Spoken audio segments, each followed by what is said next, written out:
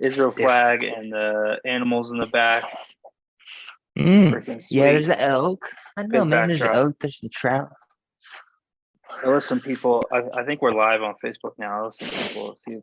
Oh, good, good. Usually you gotta wait to find out. You're just like, all right. So, let me sit down.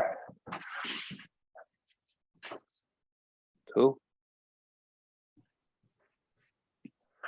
Well, if we are live, welcome to the second Finding Neverland podcast.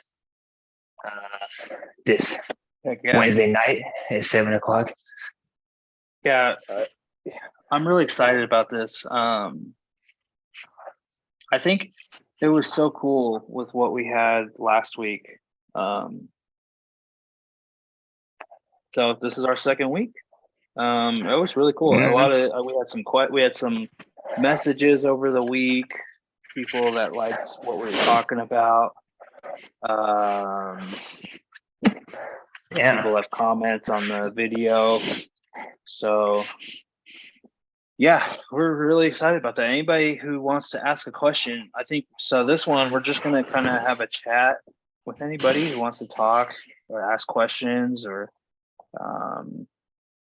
wants to hear our testimony. I think we're gonna do a little bit of that, chatting it up, telling our story a little bit, and then we'll get in answer any questions. And we love it when anybody comments or sends us a message or does anything like that. So we will not be joined by Tim Kressel this time.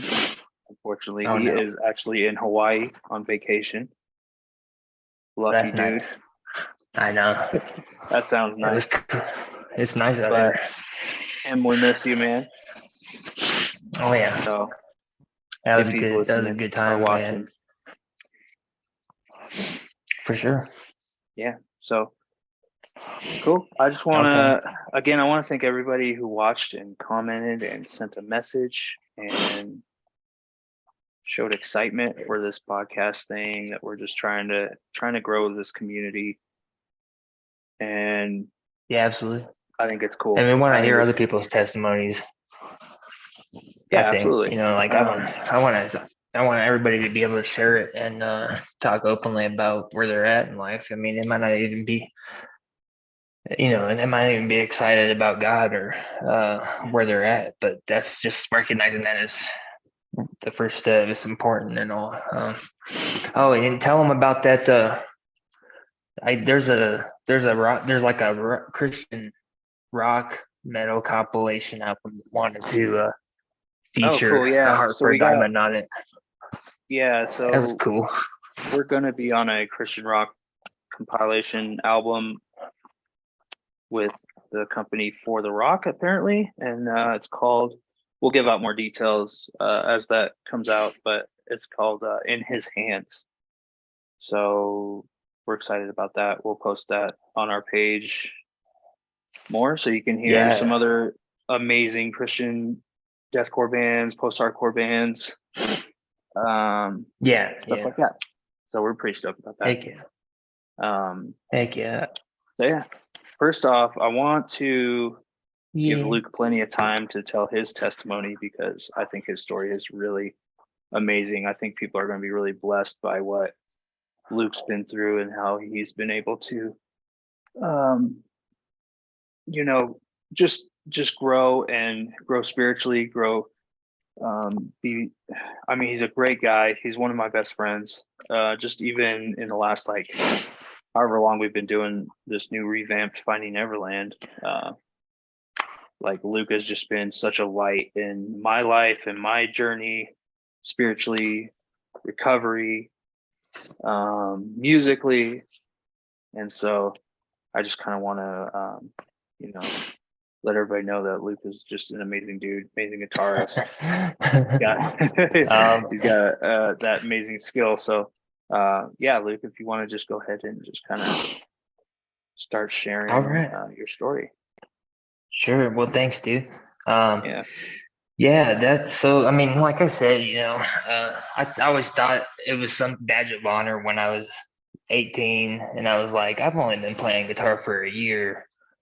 And I joined a hardcore band over in Georgia and we were a Christian metal band, and we were What playing were they good called? shows. And Gentlemen Speak Up. That's right. And we were playing some really good shows and venues, and just reaching like all I just saw us reaching like all this youth. Like there was a whole college campus that was like, what is this, and why am I at this bar listening to this band? Because it was like we'd play those bars and stuff too, and it'd be an all metal show. We'd have all these bands playing, and we might have been the only Christian metal band, but the other guys were friends. And people were at the bars just like, whoa, they actually have this music live, or like, what is this? Why is this a show or something? And so that was cool.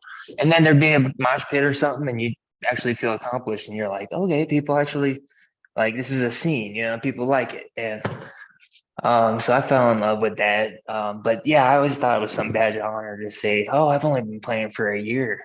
And people are like, what? Because they didn't think they thought I was making it up. I'm like, well, for some reason, man, I didn't start out young like a lot of people do on instruments, and I just committed myself. So in a way, I'm not, I guess I wasn't trying to brag, but I was, or I'm still not, but I want people to understand that when you commit to something, or commit to it, especially under God's will and tutorship, like, and wanting to do it for his purposes, it takes off. I mean, or whatever the Holy Spirit wants to do with it is what's going to happen. And apparently, within a And year of picking up the guitar and stuff. You were attending Georgia Southern, right? Yeah, it was Georgia Southern. And but I mean, I was going there for general studies and all. I really just wanted to get out of Colorado and play music. And I found this is the weirdest thing, man, if they're watching this. I had this guitar player, James Diffie, who came up to me at an actual just general orientation for the college itself. So how he picked me out of that and was like, hey man, what kind of music you into? Oh, okay. Oh yeah, I like that too. And he was into the same music I was into. He played the same kind of guitar that I like to play and wrote, and he wanted to start a band. We started picking these members out, just like boom, boom, boom. They were all believers, and it was like the best, it was happiest time of my young life, to just be like, wow, this is something that I've never seen or done, and most people wouldn't believe it or believe in it. They don't think it's really that special. They're into the clubs and they're into partying and stuff, and they don't think doing a ministry like that's really anything to be cool, happy about. Like, we still got our party lives, we still got our lives to live outside of that. But I never partied. I never really did that. I tried alcohol for the first time in my dorm, and just got real messed up on it, threw up over it. It was just straight vodka. And honestly, it's always been something that is in my family. And I never really turned to it as something to try to get illegally or get other people to buy it for me. If it was available, I drank it, but it was hardly available because I didn't travel in those circles. And so when I became old enough to buy it myself, 21, I was just, like, yeah, let's, drink. I was working in the oil fields at the time. This is around the time I came back to Colorado. While I was working on the railroad before that in Georgia.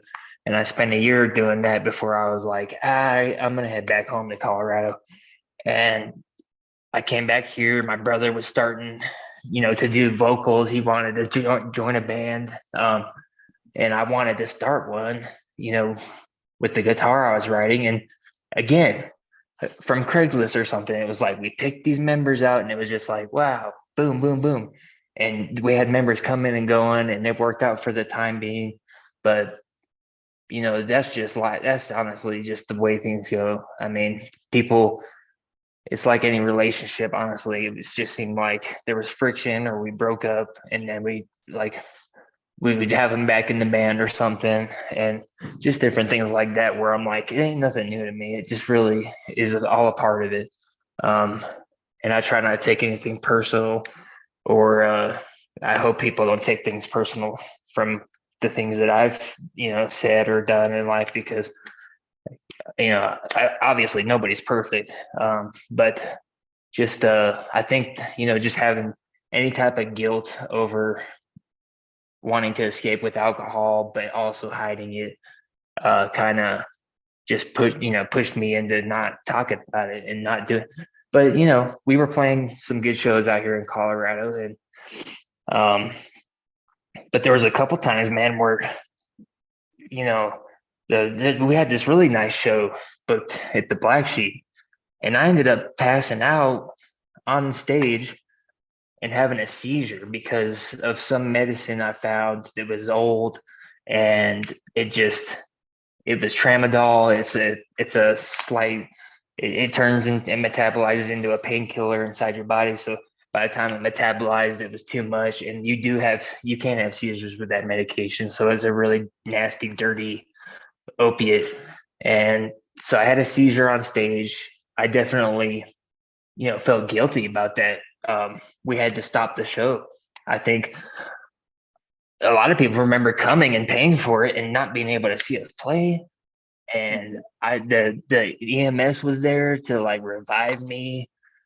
And I honestly felt like I could have played the show, but it was pretty much out of the question as far as everyone else was concerned. They were like, let's go to the ER now, man, and just figure out what's going on. And of course, I just didn't tell them what I lied. I just told them I don't know what happened or something, and they were like, okay, well, you're not taking anything or this, and I'm like, no, no. But it just became evident that I found ways to escape any way that I could, and being old enough to buy alcohol. I'm 23 or something, 24 at the time, and all the other guys in the band are kind of around the same age. One guy's not even old enough to buy alcohol. My brother wasn't either, but they didn't have the same allure to just having to drink something every time. It seemed like every time I played a show, I was like, oh, I can drink. But I know I was playing terribly when we went on stage. I felt good at the time, of course, but guys just saved me from so much pain. All the pain that I think I went through, just it doesn't compare to all the pain he saved me from. Uh, never getting a DUI, having several run-ins with people where they're like, oh, like, I fender bendered them in the parking lot of the venue, and they're just like, oh, you're good, man. Like, oh, you're in one of the bands, right? And I was like, yo, not the one playing tonight or anything, but they were just like, oh yeah, well, you seem all right, dude, but why don't you stick around and mosh with us, dude? They didn't want me to drive. But then in my mind, I'm like, no, they're gonna call the cops. And I said, I gotta go home. So I just took off. But I got away with that. There were so many instances where I could say God just like had mercy and grace, where it's like most people would be like, hold up, you just bumped my car, I'm gonna get some damage shot at or damage repair and stuff. But either way, I just see that journey of addiction just ultimately just like plaguing me my entire life. And even up to the last year, honestly, I just uh decided I could drink it again, drink normally or whatnot. I started seeing a girl that I was like, oh, she drinks wine and we could drink and hang out and stuff. And of course, that was just a combination of like justification magnified for this is okay, it's sanctioned, or it's okay, and this and that. We did, long story short, we didn't end up seeing each other much longer. Um, I had some major panic attack when I went back to work in the oil fields. I thought I had a heart attack. Went to the hospital. They said, no, you didn't have a heart attack. Their answer was, let's put him on some anti-anxiety medicine. You probably had an anxiety attack. And guess what? That works on the same receptors as alcohol. And it's the stuff they give you to come off of alcohol so you don't die, And right. But that lasted a few days. And honestly, after another year of just being like, man, I gotta get help. I went to detox again a year ago, and James, this is the best part is me and James.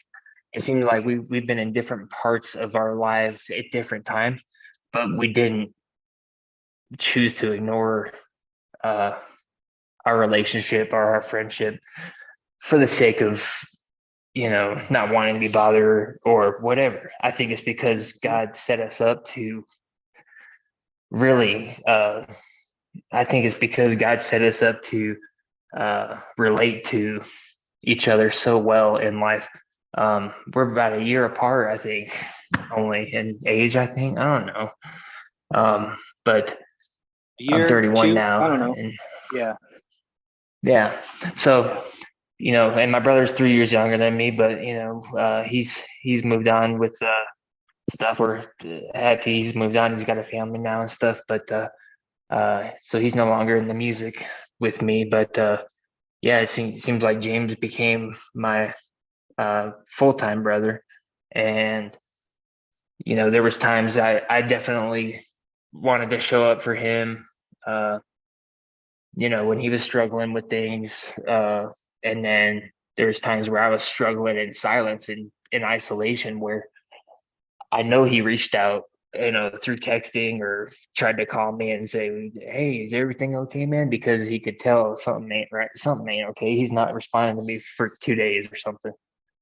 And I had to be completely honest, and I'm like, "No, I got to go to detox, man. I'm about to die over here." But you know, ultimately, there's another thing I wanted to share that's just amazing to me. I don't know what's going on, but ever since that panic attack, I've had this painful chest, muscle, just radiating pain from my shoulder to my chest, and I definitely use that anxiety attack as like a real justification to be like, oh well, the alcohol really helps. It really medicates this, and but of course, when I came off it, it was just that much more amplified. And it's been a year now where I can document it and say I haven't drank any alcohol, but the pain, That's it amazing, still buddy. persists. Well, thanks, dude. Yeah. But I can definitely say the pain is physical in nature and sometimes accompanied by mental unclarity and just depression and things like that, sometimes accompanied by it. But ultimately, it's a physical ailment that nobody can help me with. And doctors, of course, you go down that road, you know, I've I'm talking to doctors now, I'm getting tests run and all that, but it's been test after test where they're like, okay, we can't tell that anything's wrong. You don't have blood clots or whatever, this and that. Um, and they're just like, well, you need to just find some healthier stuff, like go work out and this and that. And I've been doing that.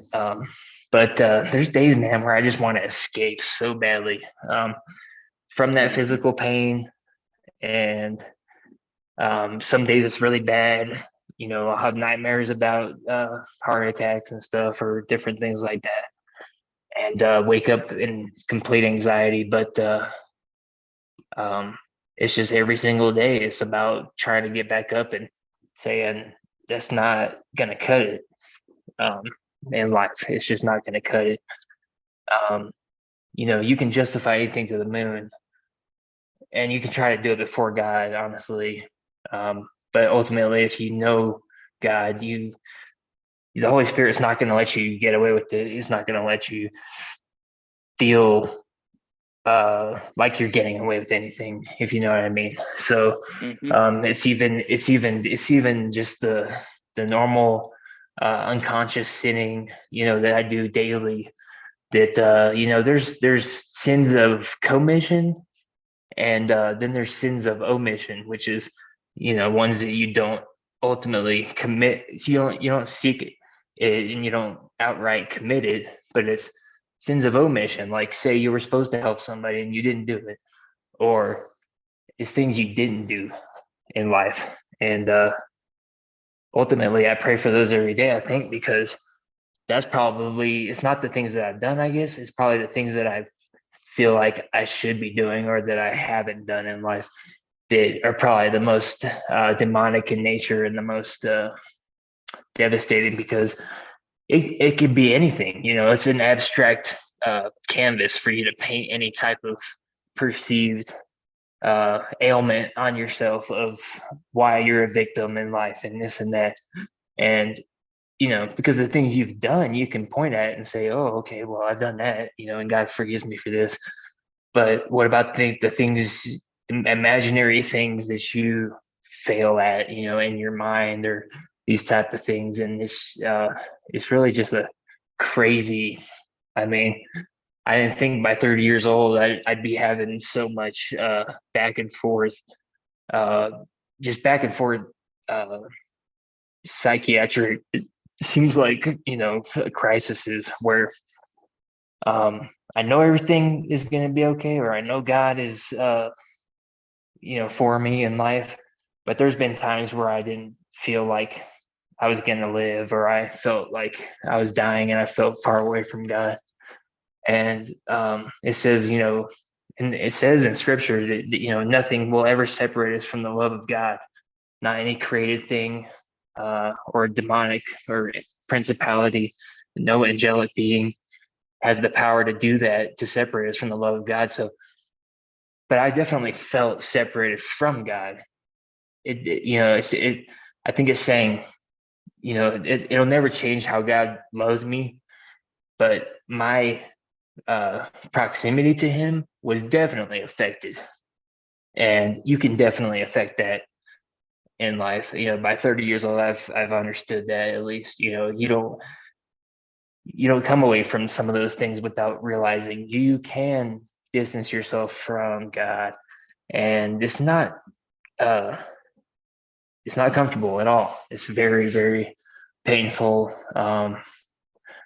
because you know the truth, you really do. And so when the Bible says it would be better if they didn't believe than to have believed and turned away from the faith, I think Paul says that it really means it, because people that don't know any better, at least they can, they're cold, at least they can get warm, they can warm up.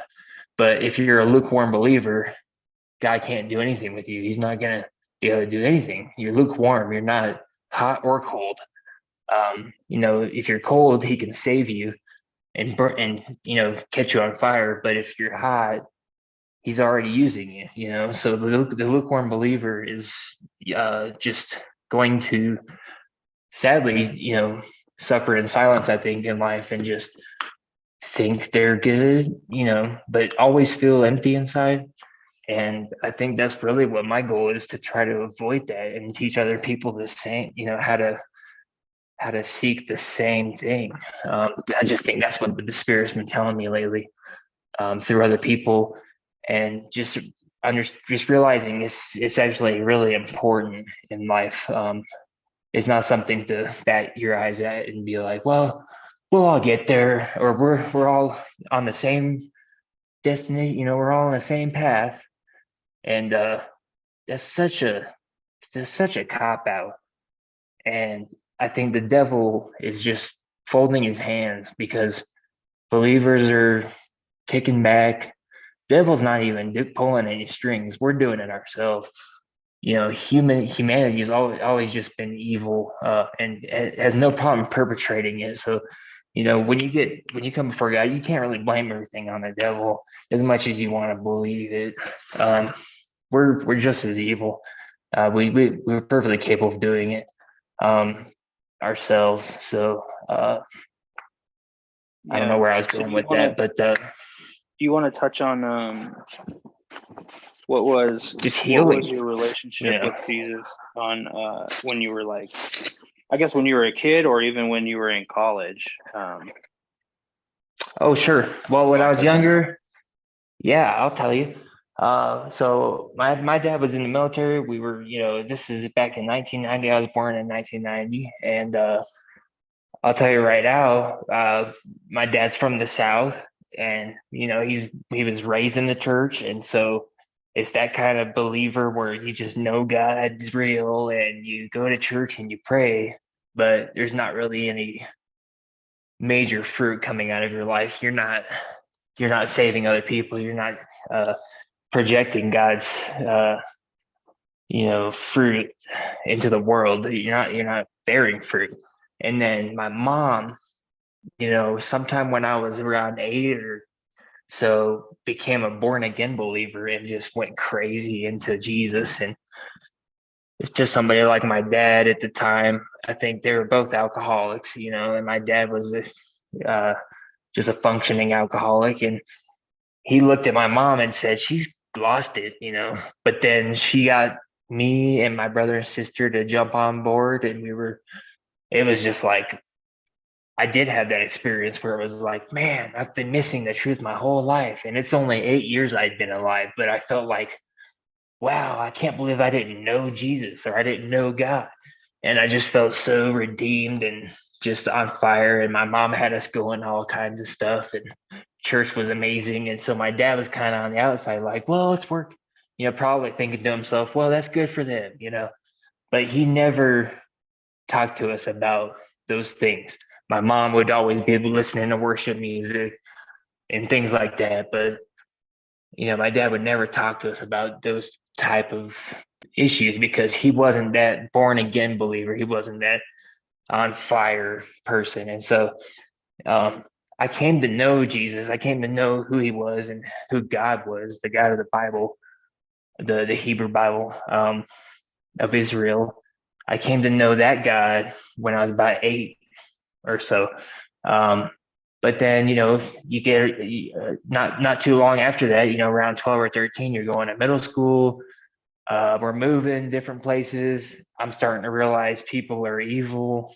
People are, they'll wrong each other in a heartbeat and just do bad things to each other, and just have bad things happen to me, in high school, and then maybe perpetrate some pain on other people that I didn't even know I was doing until a year or two after, and said, man, I probably really completely, hurt that person by just not paying them any attention or something. And when they wanted it, I could have at least paid attention to somebody.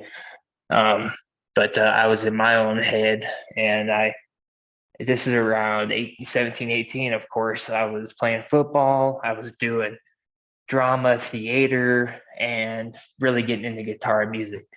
This is around 2008.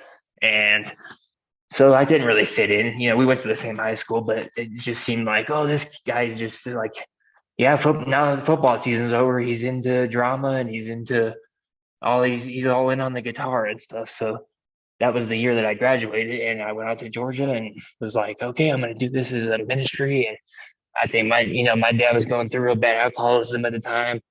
I wanted to escape it. I wanted to get out of Colorado. And I kind of left my family behind for peace.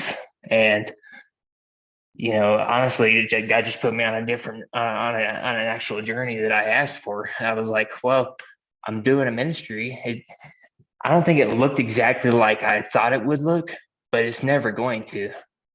At 30 years old now, I'm already at least understanding that, because I think people they build up something in their minds so grand, whether it's relationships, futures that they think they're going to have, that when you finally realize this is what God's asking you to do, you're disappointed. It's like our pride is so grand, it's so great. We're actually telling God, this is not what I wanted, or this is not, but truthfully, it's the only thing that's going to fulfill us and make us happy.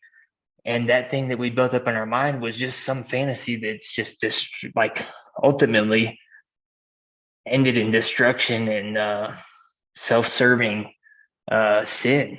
If you think about it, you're not focused on what God wants. So you don't even have to go any further than that. It's not that he's denying you anything. That it's what he wants for your life. He's what he wants you to do for him.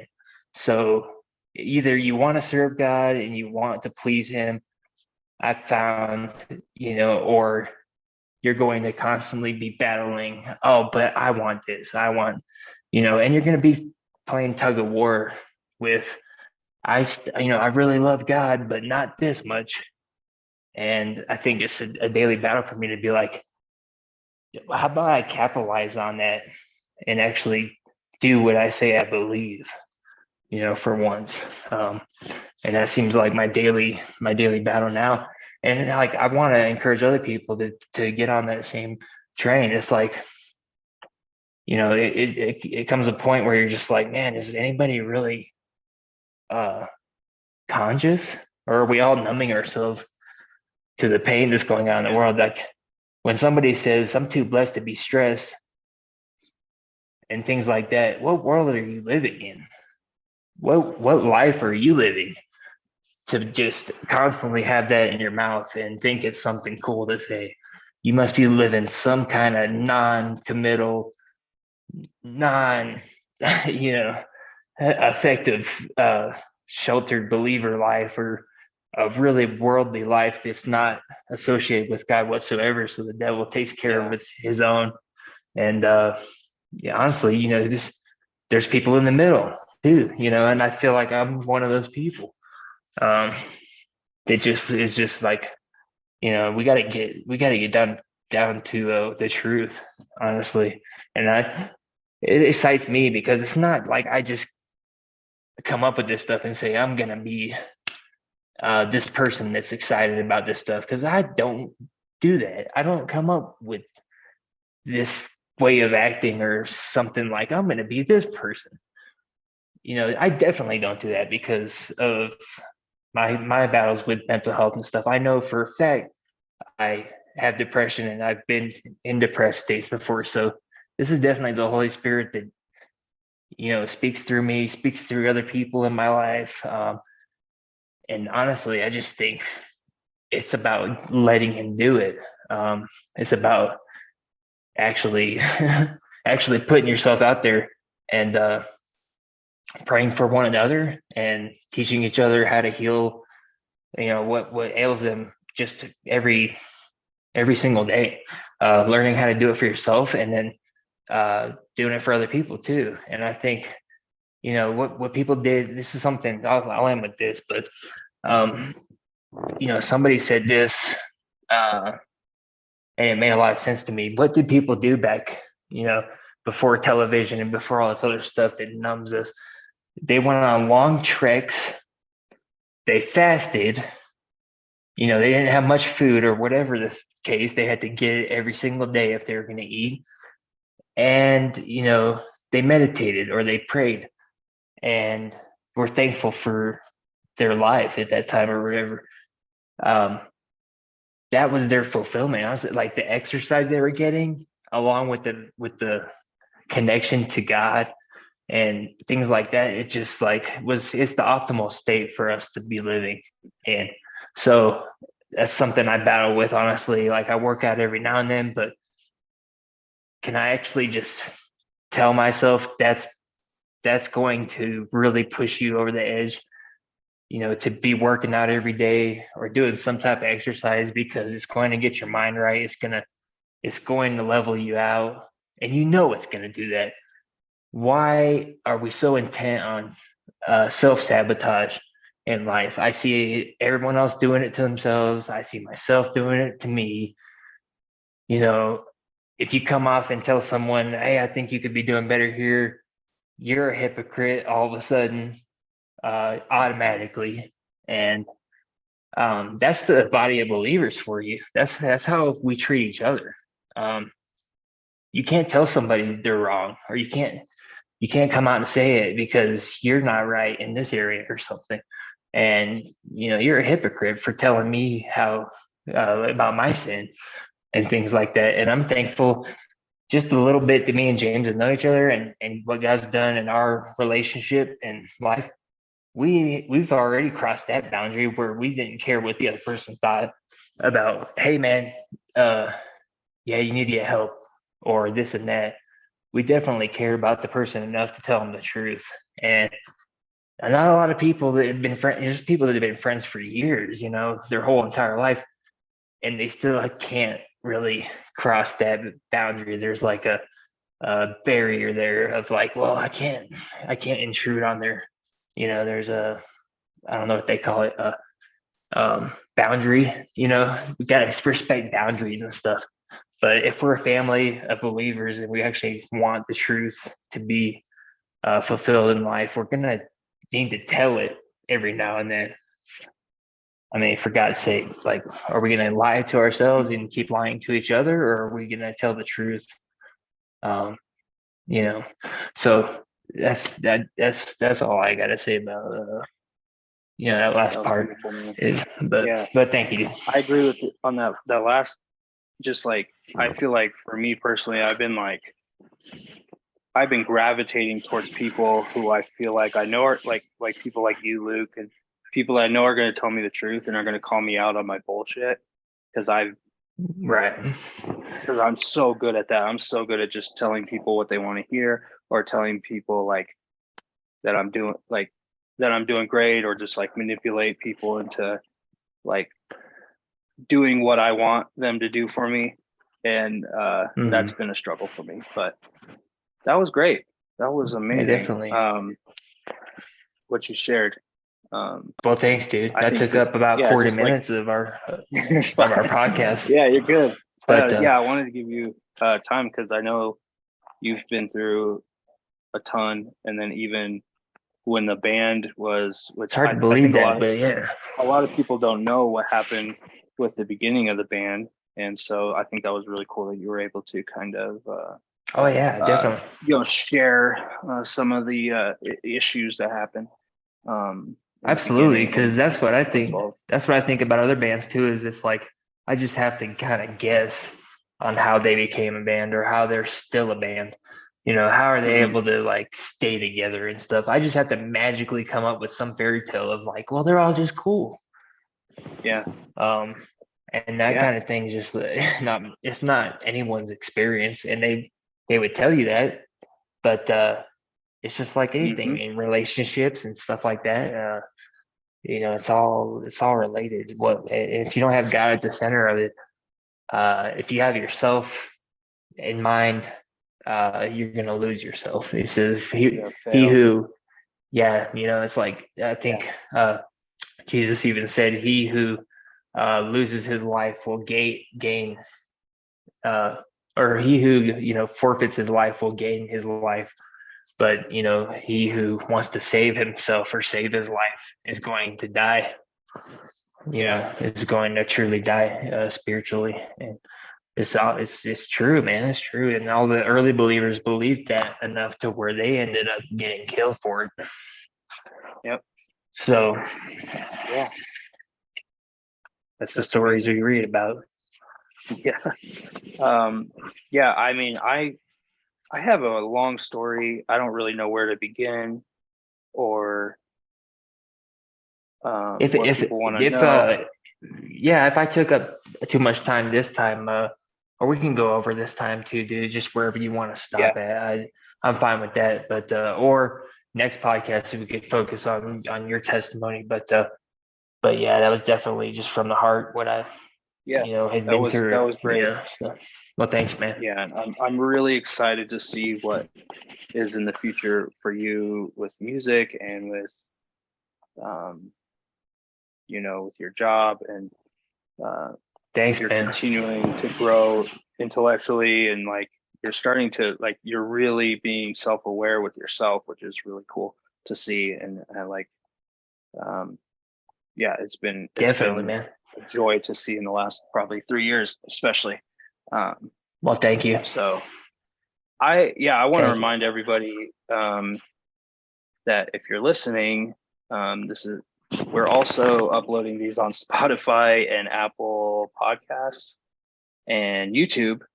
So if you missed this live stream, hopefully you're also listening to this on one of the streaming sites.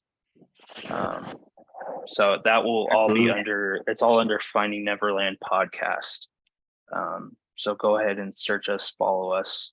We'll be posting all these live streams as an audio form. And so if you missed a live stream, you can listen to it at any time you want to. So I think that's really cool. Yeah. Where I want to start? I just turned 30 years old as of last week. And so Heck I'm yeah. feeling a lot of anxiety with like, where's my life going and what am I gonna do? Um, but I also have a lot of joy in knowing that I have done a lot of growing in the last 3 years. It's unbelievable with what God has done with me, mentally and even physically. I've been able to do a workout regimen consistently. I don't think I've ever really done that other than even when I was a football player, I never worked out. Like I was one of those Right. football players. I was like, I hated the gym. I hated the weight room. I hated Yeah. trying to stay in shape. So it's been pretty cool to find Nice. a love for fitness lately. But Yeah, dude. yeah, I was born in '93, right in the middle of Super Bowl 27. They were just showing it on TV yesterday, actually. So that Oh was pretty snap. interesting. But I think most people know that That I is grew up loving football. I was born in the middle of the Super Bowl. I was from, I think, 4 years old. Uh, I saw John Elway and was just, and I just on that day I said that's what I'm gonna do. I'm gonna play professional football, and I'm just gonna. yeah.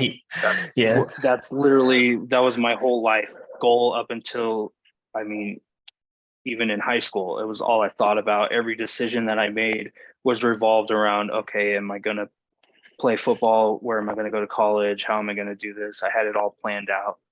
Um, that was just that was my plan from like 4 years old to high school. And even in high school, uh, we weren't the best team. And I think, even when Luke was on the team, we were pretty good. But when I started, our junior and senior year, we only won one game. And so that was just Mm. difficult. But let me backtrack. Uh, I think when I first, I guess like spiritually, I was like believed in God, and I would like go to church every now and then with the parents, and it didn't mean anything to me. I would listen to that, like the sermons, and I would literally get nothing out of it. Um, we attended the giant New Life Church here in Colorado Springs, and uh, I mean, honestly, I don't remember a single sermon that had any weight to me. Like it just nothing, it just never stuck with me. But I knew when I was like 8 years old, when my parents split up, I just remember at a young age just having this feeling that there was something, this universe loved me deeply, and I was safe. And I just knew. I couldn't really explain it as a young kid. I just knew that I was loved, and I couldn't really figure out why that was. Um, and I tried to search with God and with Jesus, and it just didn't. None of it made sense to me. But I knew that I was loved, and I could feel it. And I didn't understand that. And I probably didn't even understand that till I was, like 27 years old. It's it's a difficult question to answer. Mm. But anyway, my plan was, to play football, and I didn't follow God or anything, and through high school, I was just all football. That was it. That was my religion. That was who I was, um, and I just all I wanted to do was play football, and then I was introduced to alcohol, and my parents were alcoholics too, but um, I wasn't scared of alcohol immediately. I saw the things I did with my parents, but I was like naive into believing that it ain't gonna happen to me. That looks fun. So my life for most of high school and then into college was play football, party, and that was the that was what my life was, and that was every goal was to just try and play football and try and get as drunk as possible at any moment. Yeah. But yeah, after played high school. Uh, didn't have any college offers. I had a track offer to some small school. It was actually a Christian school in Oklahoma, and I was like, I'm not going to no Christian school. Like, first of all, I want to play football, and I'm not going to some Christian school in Oklahoma. And so I remember passing up on that. Yeah. The coach who recruited me is actually a coach at Liberty University now, which is really cool. Oh, nice. But I passed on that. I wanted to play football. I had horrible high school grades, so I just decided I wanted to go play in a junior college and then transfer to a regular college. And, I was doing it. I went to a junior college in California for a little bit, got homesick, moved back to Colorado. I moved back to Colorado, was very depressed. When I got homesick, left my football opportunity in California. And I think that's when, I just started to feel like my life had no meaning. And spiritually, I was just so lost. I thought, my purpose was to play football, and it just over and over, it just started to not, everything with football just started to not work out. And it was just so frustrating and demoralizing. My identity was wrapped up as a football player. So, anything that was against that identity, just really hurt me mentally, sometimes physically. And so, but during that time, I moved back to Colorado, wasn't really thinking about playing football, but I did want to go to CU Boulder, which is the hat I'm wearing. And I was about 22, 23. And I decided that I wanted to go play at CU and go to school there. I didn't want to join the military. Didn't want to work a normal blue collar trade job. So I wanted to go to college. Nobody in my family had ever gone to college. So I decided I was going to start this process of going to CU Boulder. And that's a whole story in itself. But before I got admitted into CU, I decided I just worked as a janitor up in Boulder at CU. And while I was working there, I started to, question, like, I started to have like spirituality questions, like, why am I here? What is Christianity? What is Buddhism? What is, all these like different religions, and started looking into them. And then as a hardcore music fan, I found For Today, and so I started listening to For Today, and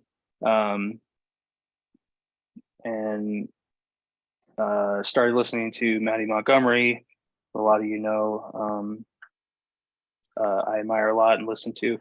I started listening to his sermons, and like within that week of listening to his sermons, there was a flyer on the wall at our school that was talking about having, like, Matty Montgomery was coming to speak to our school in Boulder.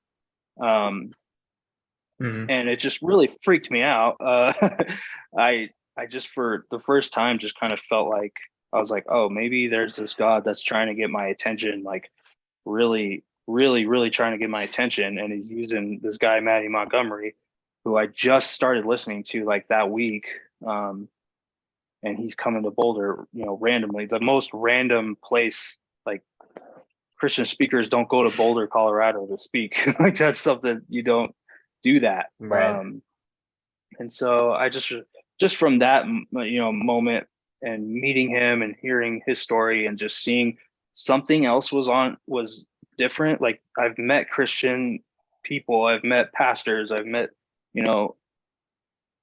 and I just remember being like, what is different with this guy? Like, why is there like almost something there's something that's on him almost, like it just like this energy was coming off of him. And I was just like, I even told him, I was like, I want whatever you have. Like, what is it about you that is so different? Like you meet Christians and you're just like, okay, yeah, whatever, this person's Christian, this is what they do in their private time. But something was different about him, and I told him that. And I kind of started this like I started looking into Christianity, and started to understand the Bible a little bit, but I I was not ready to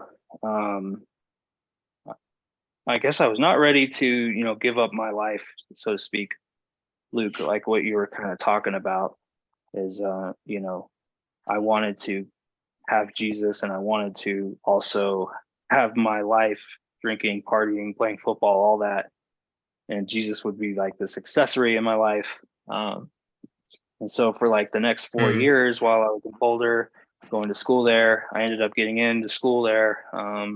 Finally, I went the complete opposite direction. I started abusing alcohol. I was terrible to the girlfriends that I had.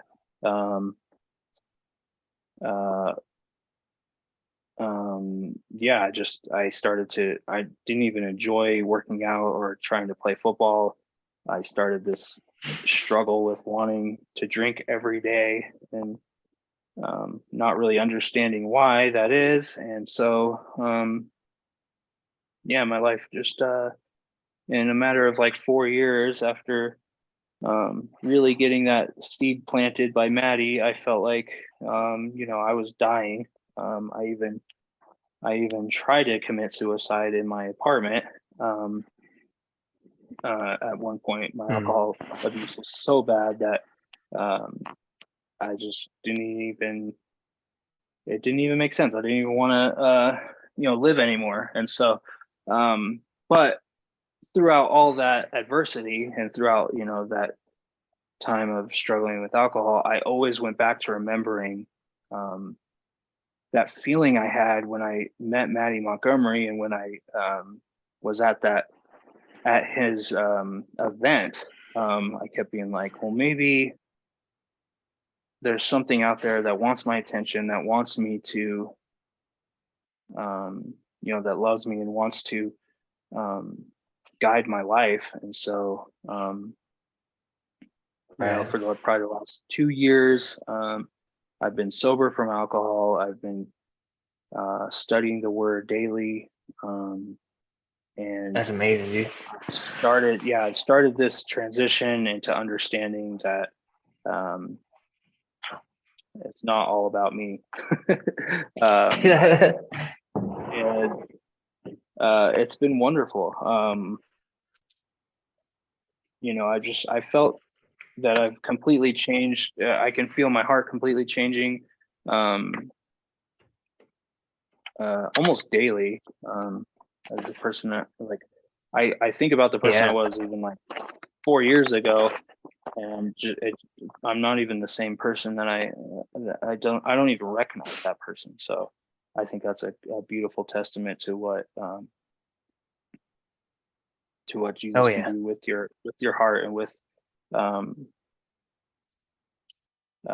your issues and struggles. So yeah, I don't really know how much else to go on that, but I know that I started to shift this transition from football and going into music, and it's been really exciting. I felt like all of a sudden I felt like there's this like purpose on my life with music that I don't really quite understand. Like I knew my grandfather, my great grandfather were musicians, and I just wasn't really sure why I have this interest in music. And I remember hitting up you, Luke, because you were like the only person that I knew that really played music nearby. In the most weird way, once I went up to Boulder, Luke was only about 40 minutes away. So yeah, for sure. Once I started to get once I started to think about music, I hit up Luke, and then started to start this journey with Finding Neverland. I don't know what happened. I don't know what happened with our stream. I think we lost Luke. Can you hear me? That's all right. Yeah, so me and Luke started this journey with our band and their music, and it's been really cool. It's been really cool to oh, there you are. Yeah. No, that's what I was gonna say too, dude, is like, what causes someone to, like, at a point in their life be like, I'm gonna do a 180-degree turn. Yeah, I guess I didn't share this part, but I was gonna go to the Air Force Academy, and up that's right. until I my forgot junior about that. year, yeah, I was gonna go, man. I had really good grades. I was gonna, go there. I was gonna train to fly F-22 Raptor fighter jets. I really wanted to do that, and I was on track to do that, man. Like, all I needed was like a governor's letter or something, and I mean, I would have been set with my dad's experience in the Air Force and all the say so that he had and everything. But then my senior year, just decided I want to play music too, and I just picked it up out of nowhere. And the best part is, dude, like, about you saying you want to do music, not there's a lot of people that don't want to. There's a lot of people that don't have that drive, or don't have. They like to listen. They like to listen to it, but they've never had a desire to take it up or contribute, musically to anything. They're just like, I appreciate it, but I'm more into, like, doing art or something with my hands or something like that. Just different things like that, where it's like, I know God's working through certain Yeah, people. that's It's also there's also the people who try and force doing things. Like, there's a lot of people that try and start a band or try and do vocals or right. whatever, and I just feel like try and find what God wants you to be doing. Don't just start a band because you want it to be cool, or you want to have notoriety, or you want to be famous. I just think that's not going to work. I think for me, I felt like I've kind of felt this calling towards pursuing music, and it feels under God's will for my life. That's what I'm just trying to do, is I just want to do whatever God wants me to do next. And so I feel like maybe people might think that me and you are trying to play music just because it's cool or it looks cool. But I just wanted to make sure people knew that. I think me and Luke are both trying to do music because it's we believe it's God's will for our lives. Yeah, honestly, at 30 years old now, having done something musically for about 10 years now, or 11 years straight, I wouldn't still be trying to do it if I didn't feel like, after the stuff I've been through, I wouldn't still be trying to do it. Like, a lot of people I know have moved on and they started families, and they never visited the music again. People I've been in bands with, stuff, which is great. They've got a family and they've got stuff going on, but for some reason there was just something that never left me, where I was like, that just doesn't seem like I can do that. Like, I have something that I like to listen to when I come up with things, or I write music. And I think the Holy Spirit speaks through everyone in their gifts and talents. And I have other people tell me that they like the stuff that I come up with. So there's that. I mean, that helps. It's not just, I'm just gonna do this and everyone's gonna like it because I'm that good, or this and that. Or we're starting a band up and everyone's gonna just uh, respect what we had to say because we're a band or something. It's just not the way life works. And that's the Yeah. stuff we're doing right now is really trying to like meet people, I think. I mean, I am, and the people, because it's just the people that I meet, it just blows my mind sometimes where I'm like, the music I've done or the music that you've done has touched people, and they've told us recently that it has. I've had people do it in the past where they said they were suicidal and certain things like that. Where, I mean, everybody probably has that story in their life where they saved someone from something if they care about people. Um, but it's about realizing that and just tuning into it. I think just tapping into it and not just being like, well, that was fun. Um, it's supposed to be your life. We're supposed to be pulling each other out of the fire, and it's not just eternal fire. It's you know, this life is the pain that we have in this life is not meant to be endured alone. It's not meant to be endured without divine intervention.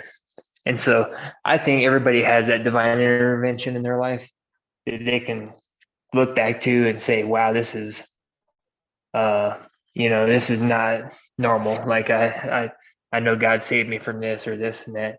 So Yeah. he's intervened so many times, but we weren't conscious of it, until a moment later or something. And I just I think those stories need to be told, and I've hit because I hear other people say it, like what you just said too. I'm like, yeah, dude, I completely forgot, like almost like I suppressed the fact that I did a 180-degree turn from the Air Yeah. Force Academy. It just seems, Yeah. I just that's how much I really thought, oh, I'm actually doing what I'm supposed to be doing now, is because I Yeah. never looked back at it. I never even told people that that's what I worked towards my whole high school career, because Yeah. it just wasn't the path anymore. Uh, it wasn't even important to mention to people. It seemed like, um, which I mean, that's just a goal. Yours was a lifestyle, honestly, football and stuff. I know how Yeah. that is, and so it's like Yeah. that was a part of your life. So that needs to be, definitely that needs to be like shared. I think people have that story where they were involved in something and like, what's going on, man? Like I thought this was supposed to be my life or my calling, and I was good at it, or you were really good at football, honestly. And Yeah. It I just was know almost like for me. no one could catch you, dude. Yeah. No one Yeah. could catch you, dude. I ran a 4.5, by the way, if anybody's wondering. Dang, dang, But yeah, I just felt like that's recently, crazy, dude. so recently I tried out for the CU Buffs football team for the second time 2 years ago. And Yeah, I'm really glad I went, went after that goal again, tried it.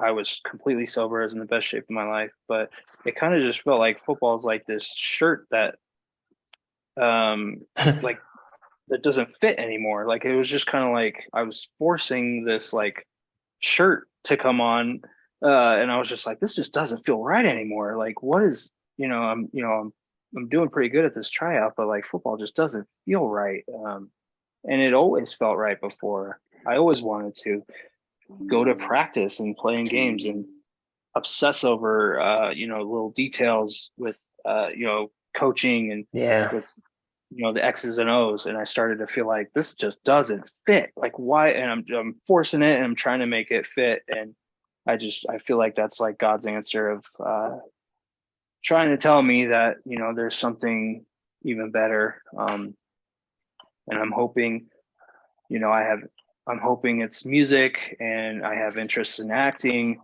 and I'm still trying to Oh yeah. figure that out. And so yeah, I think God has a plan that I can't even have thought of, but I'm really thankful for a lot of the things that I found through football and the people that I met. through that. So Yeah, for sure, yeah, dude.